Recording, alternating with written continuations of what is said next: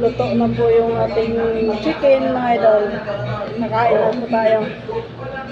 Ito, ang kanin ko, hatiin ko to sa amin ng aso para meron din siya makain.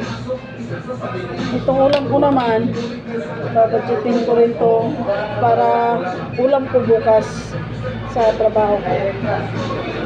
Isang piraso, isang kainan. Salamat mga idol. Ito po, pakita ko sa inyo ang aking routine araw-araw. Itong vlog ko ay katuwaan lamang mga idol. At dito po, pakita ko sa inyo kung anong ginagawa ko araw-araw. Bruce! Bruce, nasa kainan mo?